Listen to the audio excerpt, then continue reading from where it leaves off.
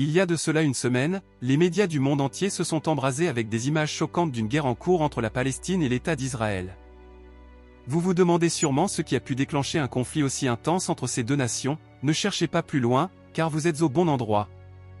Dans cette vidéo, nous vous dévoilerons la vérité derrière ce conflit, les raisons pour lesquelles la Palestine a lancé une offensive contre Israël, et les secrets profonds qui sont derrière cette guerre. Avant de plonger dans cette histoire, n'oubliez pas de liker et de vous abonner à notre chaîne pour être le premier à explorer nos prochaines découvertes. Allez, c'est Mystipar pour le générique.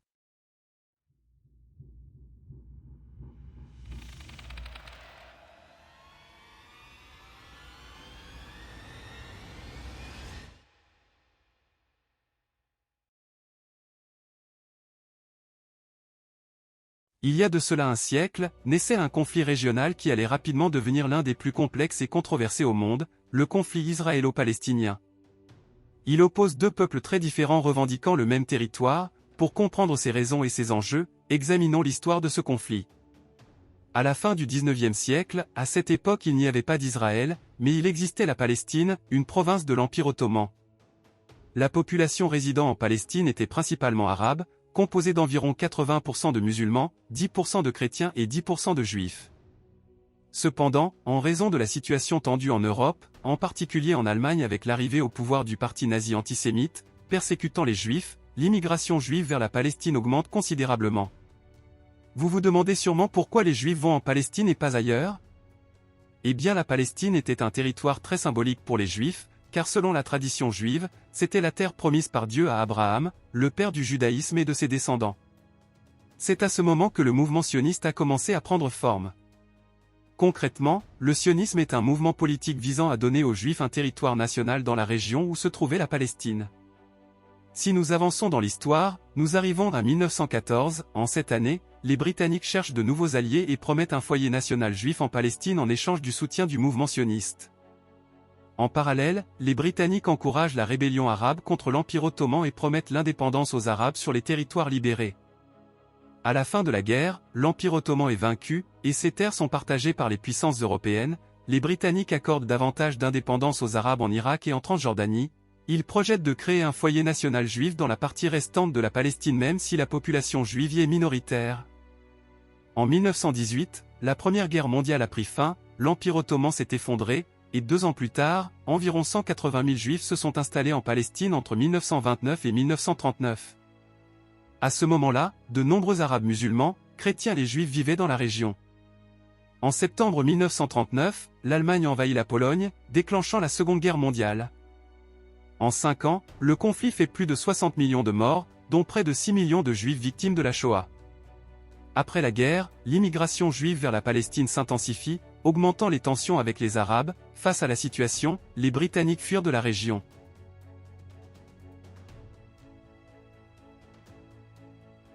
En 1947, dans le but d'apaiser la situation, l'ONU propose un plan de partage de la Palestine en 2 États, avec Jérusalem en zone internationale. Les sionistes acceptent le plan, mais les Arabes palestiniens le rejettent, déclenchant une guerre civile.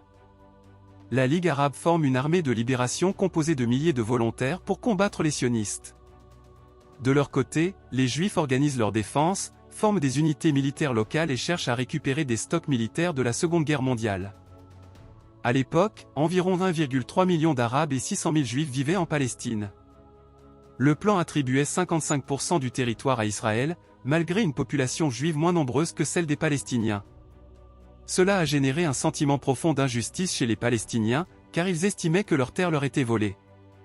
Malgré de nombreux désaccords, quelques mois plus tard, le 14 mai 1948, le Royaume-Uni achève son retrait de la Palestine, et David Ben Gourion, l'un des dirigeants du mouvement sioniste, a proclamé la création de l'État d'Israël sans l'accord des autres pays arabes de la région.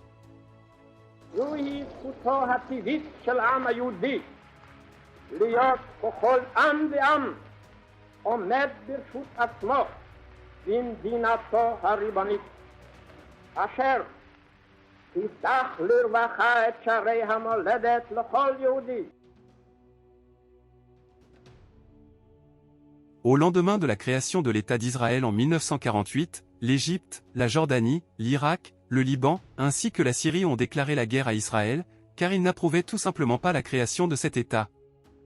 Cette période de conflit est connue sous le nom de la première guerre israélo-arabe, qui s'est déroulée de 1948 à 1949.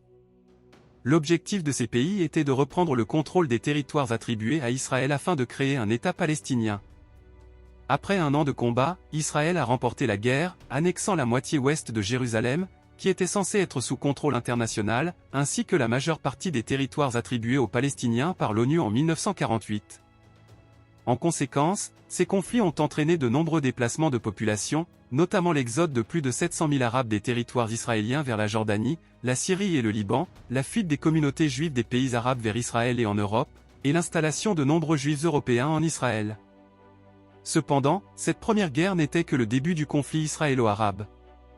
En 1967, des tensions entre Israël et ses voisins dégénèrent en une guerre où Israël affronte l'Égypte, la Jordanie et la Syrie.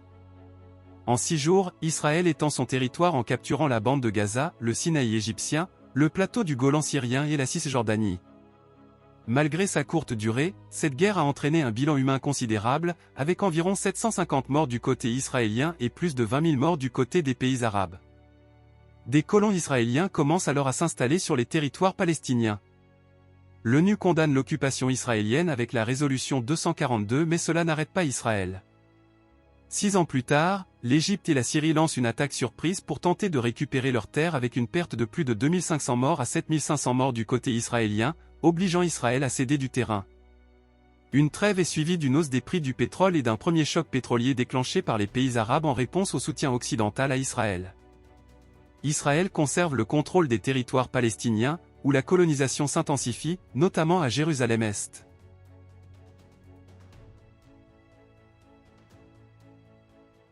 En 1987, la population palestinienne se soulève, marquant le début de la première intifada, aussi appelée « guerre des pierres » ou « révolution des pierres ». Il s'agit d'un soulèvement de grande envergure de la population palestinienne contre les autorités d'occupation israélienne à Gaza, en Cisjordanie mais aussi en Israël.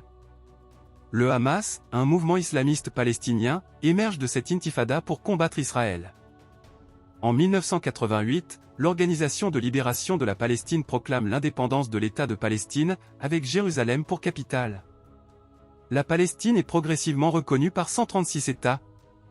La première intifada s'est terminée en 1993 avec les accords d'Oslo. Ces accords ont reconnu l'Organisation de libération de la Palestine comme représentante du peuple palestinien, tandis que l'OLP a reconnu le droit d'Israël d'exister. Cependant, ces accords n'ont pas été pleinement réalisés en raison de l'opposition des mouvements de droite en Israël et du mouvement islamiste palestinien du Hamas. La seconde intifada s'est déroulée entre 2000 et 2005, avec plus de 3000 morts côté palestinien et plus de 1000 côté israélien. La situation dans la bande de Gaza est devenue particulièrement préoccupante depuis le retrait de l'armée israélienne en 2005, suivi de la prise de pouvoir par le Hamas en 2007 et de la mise en place d'un blocus israélien. Israël construit un blocus en Cisjordanie pour se protéger, mais il empiète sur les territoires palestiniens et est jugé illégal par la Cour internationale de justice. Ce blocus a eu des conséquences humanitaires graves, notamment un taux de chômage élevé à Gaza. Il a également entraîné des confrontations régulières entre le Hamas et l'armée israélienne, avec 3 guerres en 2008 à 2009, 2012 et 2014. Le bilan de ces conflits est marqué par un nombre de morts plus élevé du côté palestinien, en partie en raison de l'efficacité du dôme de fer, un système de défense antimissile financé en partie par les États-Unis. Les tensions persistent, avec des accusations de part et d'autre, notamment concernant l'utilisation de boucliers humains par le Hamas et l'intensité des frappes israéliennes dans des zones densément peuplées de Gaza. Les efforts pour parvenir à une solution à 2 États, avec un État israélien et un État palestinien, se heurtent à des obstacles politiques et géopolitiques. La récente flambée de violence en mai 2023 a été déclenchée par l'ordre d'expulsion de plusieurs familles palestiniennes de leur maison à Jérusalem-Est, ce qui a conduit à 10 jours d'affrontements violents, faisant de nombreuses victimes des 2 côtés. Mais personne ne s'attendait à ce qui allait se passer dans la nuit du samedi 7 octobre 2023.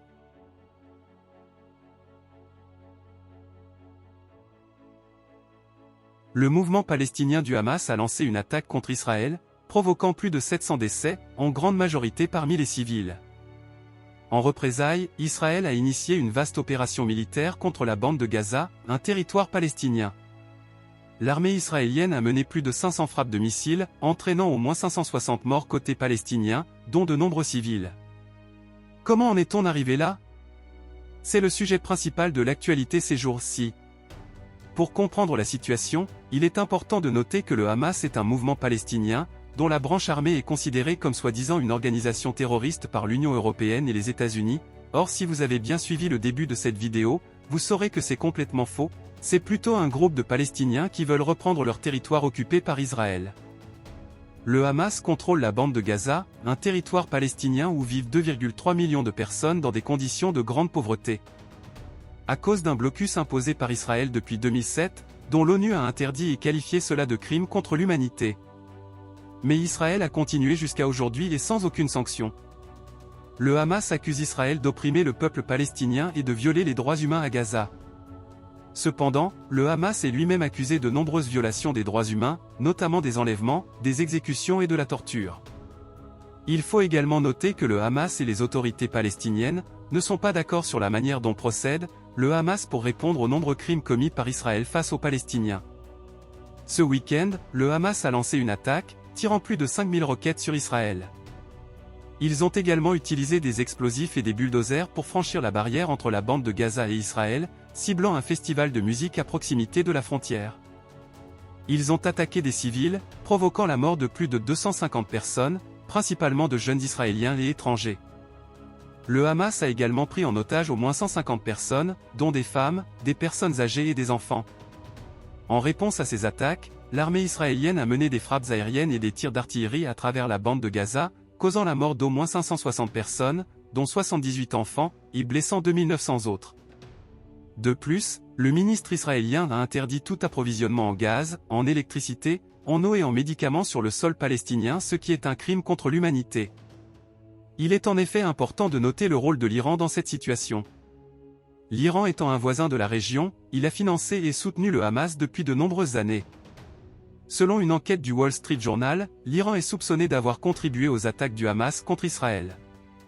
Il ne reconnaît pas l'État d'Israël et soutient la cause palestinienne depuis des décennies, ce qui en fait un acteur clé dans ce conflit. Mais il nie toute accusation le concernant dans cette guerre. Au niveau international, plusieurs pays ont réagi depuis le début des hostilités. Certains pays européens, tels que l'Allemagne et la France, ont exprimé leur soutien à Israël et ont renforcé la sécurité autour des lieux de culte et des établissements scolaires juifs. L'Union européenne a suspendu son aide au développement destinée aux Palestiniens, une aide financière significative depuis de nombreuses années, en attendant une réévaluation de cette assistance. Les États-Unis, sous la direction du président Joe Biden, ont promis un soutien inébranlable à Israël et ont envoyé des munitions pour renforcer leur défense. Des manifestations de soutien aux Palestiniens ont également eu lieu dans plusieurs pays arabes et occidentaux. Au Liban, le Hezbollah a félicité le Hamas pour son offensive. La Turquie, dirigée par Erdogan, était auparavant encline à soutenir systématiquement la cause palestinienne contre Israël. Cependant, ces derniers jours, elle a condamné les attaques du Hamas contre les civils israéliens tout en qualifiant d'inacceptables les frappes aériennes et terrestres de l'armée israélienne sur les civils palestiniens.